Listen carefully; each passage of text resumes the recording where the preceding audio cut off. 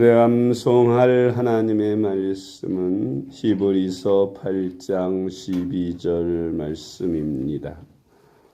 히브리서 8장 12절 말씀. 내가 그들의 불의를 긍휼히 여기고 그들의 죄를 다시 기억하지 아니하리라 하셨느니라. 아멘. 할렐루야. 잘 되고 있습니다. 아멘. 오늘은 궁휼의 주님의 품성을 배웁니다. 우리가 그동안 12가지의 주님의 품성을 공부해 왔는데 한번 우리 기억을 더듬어서 배운 걸 다시 한번 생각해 봅시다. 첫째로 경청, 이거는 금방 생각나죠? 첫 번째. 두 번째는 사랑, 세 번째는 용서, 네 번째는 겸손, 다섯 번째는 부지런함, 여섯 번째 섬김, 일곱 번째 인내, 여덟 번째 온유, 아홉 번째 거룩, 열 번째 정직, 11번째 의로움, 12번째 진실. 그래서 오늘 13번째죠. 긍휼. 한번 따라해보세요. 긍휼. 긍휼. 이 긍휼이라는 말은 불쌍히 여기는 마음을 말합니다. 연약한 자들을 동정하는 마음이지요. 긍휼은 하나님의 품성입니다. 하나님이 우리를 긍휼히 여기심으로 죄인인 우리가 구원을 받을 수 있게 되었습니다. 구원을 받은 우리는 서로 긍휼히 여기는 삶을 살아야 합니다. 성경은 하나님은 긍휼히 여기시는 분이시라고 말씀하십니다. 시편 86편 15절. 그러나 주여 주는 긍휼히 여기시며 은혜를 베푸시며 노하기를 더디하시며 인자와 진실이 풍성하신 하나님이시오니. 아멘. 우리 하나님은 긍휼히 여기시고 은혜를 베푸시고 노하기를 더디하시고, 왜? 긍휼이 많으셔서 인자와 진실이 풍성하신 하나님이시라고 말씀하십니다. 두 번째로 하나님은 불의를 행한 죄인들을 긍휼히 여기사 죄를 사하시고 용서하시는 분이십니다. 우리가 다 알고 배운 대로 우리 인간들은 하나님을 배반하고 벌받을 죄를 졌습니다.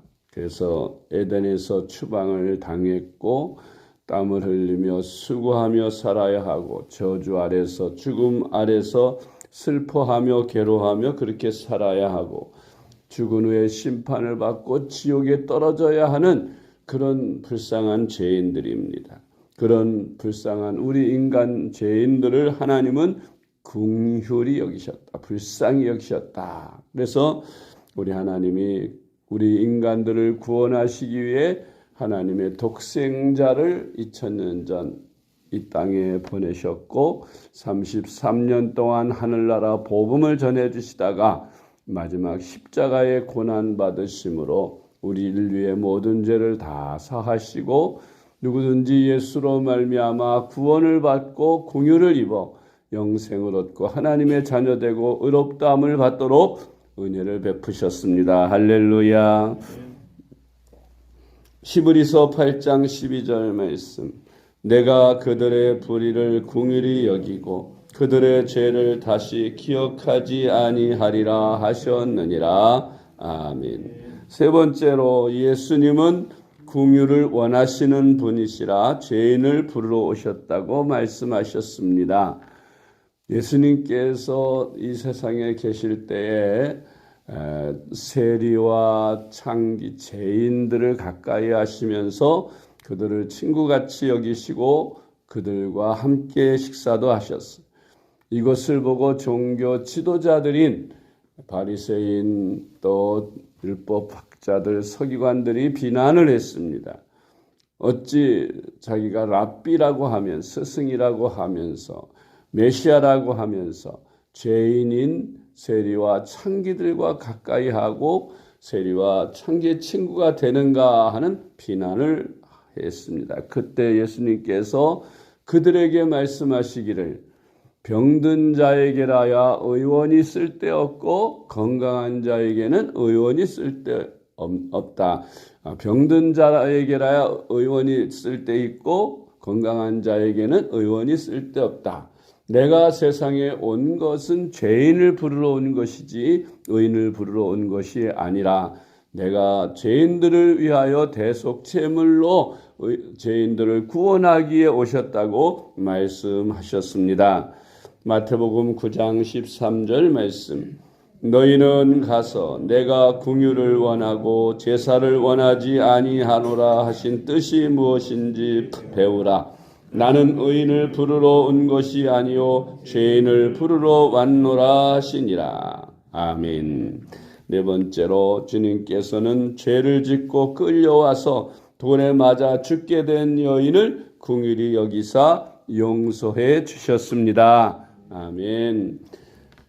율법에는 간음하다가 걸리면 돌에 맞아 죽게 되어 있습니다. 그게 율법입니다. 그래서 현장에서 붙들렸습니다.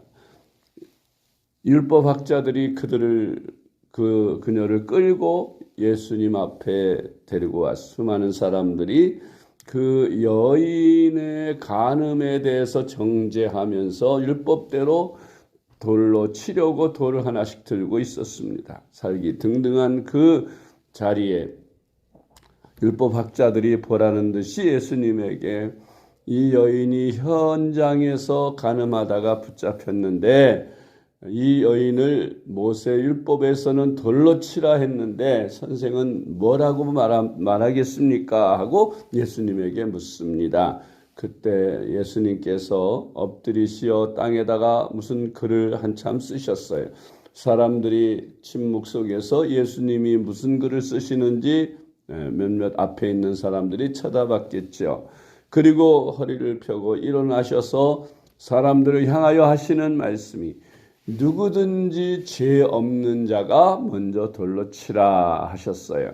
아마도 땅에 예수님이 글을 쓰신 것은 십계명을 쓰신 것이 아닌가 생각합니다. 그래서 지금 돌로 치려고 있는 그 간음하다가 잡힌 여인은 제7계명을 범했죠. 간음하지 말라는 계명을 범했는데 사실 계명이 7계명만 있는 게 아니라 1계명부터 10계명까지 있습니다. 그 1계명부터 10계명까지 중에서 나는 7계명을 범하지 않았는지 모르지만 다른 계명들을 범한 것이 없나 자기 자신들을 살펴보게 됩니다.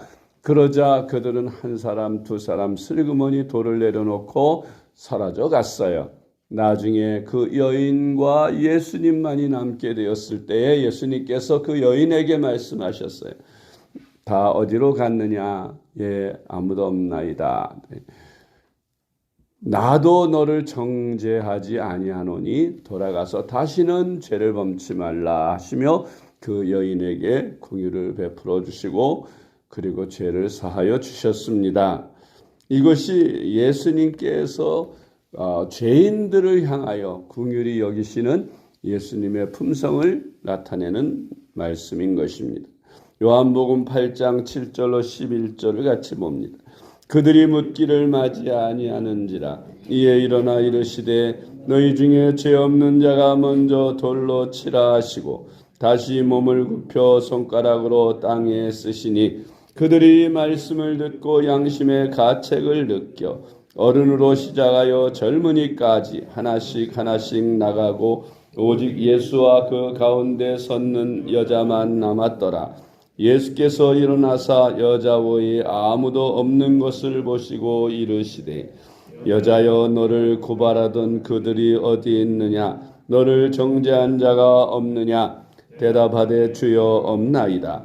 예수께서 이르시되 나도 너를 정죄하지 아니하노니 가서 다시는 죄를 범하지 말라 하시니라. 아멘. 다섯 번째로 주님은 긍휼히 여기는 자가 긍휼히 여김을 받게 된다고 가르치셨습니다. 사람들은 다른 사람들에게 대하여 긍휼히 여길 줄 모르고 정죄하는데 비판하는 데만 열을 올립니다. 그러나 막상 예수님이 이 가늠한 여인에게 그 상황 속에서 하신 것처럼 사실 자기들이 자기의 죄를 생각한다면 다른 사람들을 비판하거나 다른 사람들을 정죄하지 못할 것입니다. 마태복음 18장 22절로 34절 말씀. 예수께서 이르시되 내게 이르노니 7번뿐 아니라 7번을 70번까지라도 할지니라. 그러므로 천국은 그 종들과 결산하려 하던 어떤 임금과 같으니 결산할 때 10,000달란트 빚진 자 하나를 데려오매 갚을 것이 없는지라. 주인이 명하여 그 몸과 아내와 자식들과 모든 소유를 다 팔아 갚게 하라 하니 그 종이 엎드려 절하며 이르되 내게 참으소서 다 갚으리다 하거늘 그 종의 주인이 불쌍히 여겨 놓아 보내며 그 빚을 탕감하여 주었더니 그 종이 나가서 자기에게 100데나리온 빚진 동료 한 사람을 만나 붙들어 목을 잡고 이르되 빚을 갚으라 하매 그 동료가 엎드려 간구하여 이르되 나에게 참아 주소서 갚으리다 하되 허락하지 아니하고 이에 가서 그가 빚을 갚도록 옥에 가두거늘 그 동료들이 그것을 보고 몹시 딱하게 여겨 주인에게 가서 그 일을 다 알리니 이에 주인이 그를 불러다가 말하되 악한 종아 내가 빌기에 내가 내 빚을 전부 탕감하여 주었거늘 내가 너를 불쌍히 여김과 같이 너도 내 동료를 불쌍히 여김이 마땅하지 아니하냐 하고 주인이 노하여 그 빚을 다 갚도록 그를 옥졸들에게 넘기니라. 아멘. 예수님께서 긍휼에 대해서 비유하신 것입니다. 한 종이 있었는데 그 주인에게 10,000달란트라는 엄청난 거액의 빚을 졌는데 이제 연말이 되어 결산할 날이 다가와 그 주인이 법대로 그를 감옥에 가두거나 그 가족들을 노예로 팔아서 그 빚을 갚도록 했는데 하도 그 종이 사정을 하고 꼭 열심히 갚을 테니 용서해달라고 막 빌어서 그 주인이 긍휼히 여기고 그 10,000달란트라는 그 거액의 빚을 다 탕감시켜 주었다는 것입니다. 그런데 그 종이 자기 동료에게 진 빚 100데나리온의 빚을 진 종이 하나 있었어요. 동료가 하나 있었어요. 그런데 그 동료에게도 이제 청산할 날이 되어 갚으라고 하니 그 종이 나도 지금 돈이 없어서 못 갚을 테니까 용서해 달라고 하면서 사정을 합니다. 10,000달란트와 100데나리온은 비교가 안 됩니다. 정말 엄청난 차이가 있는데 자기는 그 주인으로부터 10,000달란트라는 거액의 돈을 탕감받고서도 자기 동료의 100데나리온 얼마 되지 않는 100일 정도의 품삯인데 그거를 갚지 않는다고 감옥에다 넣었어요. 갚으라고. 그러니까 긍휼히 여기지 않고 무자비하게 여긴 것이지요. 나중에 그 동료들이 보니까 너무 억울한 것 같아서 그 주인을 찾아가서 사실을 이야기했어요. 그 주인이 화가 나갖고 그 종을 불러들였습니다. 그리고 네가 어찌하여 긍휼을 입고도 너는 긍휼을 베풀지 않느냐. 내가 너에게 그 많은 빚을 탕감하여 줬으면 너도 네 동료들에게 탕감하여 주는 것이 마땅치 아니하냐. 어찌하여 너는 그렇게 악하게 하였느냐 하면서 다 빚을 갚으라고 갚을 때까지 법대로 하겠다고 감옥에 가두게 됩니다. 이 말씀은 우리를 향해서 주님께서 비유로 하신 거예요. 우리는 이 땅에서 죽음과 저주와 질병과 가난과 또 이 세상 떠날 때 심판받고 영원히 꺼지지 않는 지옥불에 던져질 우리에 대하여 하나님은 긍휼히 여기시고 우리의 죄를 다 탕감해 주신 거예요. 이 땅에서도 자유함을 받고 행복하게 살고 죽어서도 심판을 면하고 천국에 들어가서 영생을 얻도록 우리에게 값없이 아무 대가 없이 용서해 주시고 긍휼을 베풀어 주셨습니다. 그런데 사람들, 성도들이라 그래야 되겠죠. 예수를 믿는 성도들, 그 지옥 갈 어마어마한 죄를 사함받고 이 땅에서도 죽음과 저주와 질병과 가난 같은 온갖 고통에서 해방되는 복음의 축복을 누려놓고도 자기 동료들이나 자기 주변 사람들로부터 조그마한 원망이나 미움, 그런 억울한 손해 같은 걸 참지 못하고 그걸 다 법대로 갚으라고 하고 그렇게 긍휼을 베풀지 않는 그런 사람들에게 주님께서는 나도 너를 긍휼을 베푼 것을 취소한다고 하시면서 아마 우리에게 구원을 아마 주시지 않겠다는 그런 뜻과도 같습니다. 그러니까 우리가 긍휼을 입었으니 우리도 긍휼을 베풀며 살아야 합니다. 우리가 다른 사람들에게 대하여 용서하고 사랑하지 않을 수 없는 것은 하나님께서 우리에게 은혜를 베푸셨고 긍휼을 베푸셨기 때문에 우리도 그렇게 긍휼을 입은 자들로서 우리 주변 사람들에게 긍휼을 베풀며 살아야 할 것입니다. 여섯 번째로 우리가 긍휼히 여김을 받는 것은 하나님께서 우리를 긍휼히 여기셨기 때문입니다. 로마서 9장 15절로 16절 모세에게 이르시되 내가 긍휼히 여길 자를 긍휼히 여기고 불쌍히 여길 자를 불쌍히 여기리라 하셨으니 그런즉 원하는 자로 말미암음도 아니요 다른 박질하는 자로 말미암도 아니요 오직 긍휼히 여기시는 하나님으로 말미암음이니라. 아멘. 일곱 번째로 이스라엘 백성들을 긍휼히 여기셔서 하나님은 그들을 광야에 버리시지 않으셨어요. 애굽의 종으로 그대로 살도록 내버려 두시지 않으셨어요. 모세를 보내서 이스라엘 백성들을 애굽의 바로의 손에서 건져내시고 그들을 광야에 버리지 아니하시고 낮에는 구름 기둥 밤에는 불 기둥으로 그들을 보호하시며 인도하셨습니다. 이와 같이 하나님은 우리를 성령으로 말씀으로 늘 인도하시고 우리가 홀로 외롭게 광야에 버림을 받음 같이 그렇게 세상에 버림을 받지 아니하고 우리로 하여금 항상 성령 안에서 인도함과 보호함을 받도록 구름기둥과 불기둥과 같은 성령과 말씀으로 인도하십니다. 느헤미야 9장 19절 주께서는 그 주의 크신 긍휼로 그들을 광야에 버리지 아니하시고 낮에는 구름 기둥이 그들에게서 떠나지 아니하고 길을 인도하며 밤에는 불 기둥이 그들이 갈 길을 비추게 하셨사오며 아멘. 그러므로 우리는 긍휼하는 주님의 그 품성을 가지고 항상 불쌍한 사람들, 정말 나보다 못한 사람들을 긍휼히 여기고 불쌍히 여겨서 그것을 말로만 생각으로만 긍휼히 여기고 불쌍히 여기는 것이 아니라 우리의 행함과 진실함과 착함으로 긍휼을 베푸는 그런 저와 여러분이 되시기를 주님의 이름으로 축복합니다. 기도하겠습니다. 하나님 아버지 감사합니다. 오늘 거룩한 주님의 날 이 새벽 시간 주님 앞에 나와 저희들 긍휼을 배우게 하심을 감사드립니다.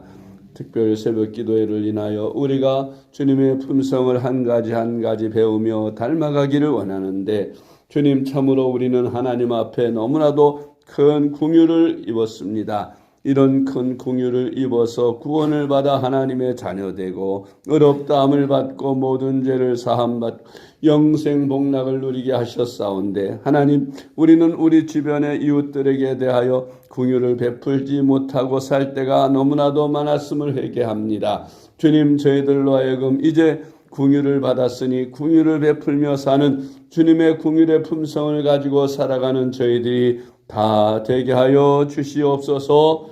예수 그리스도의 이름으로 기도드리옵나이다. 아멘.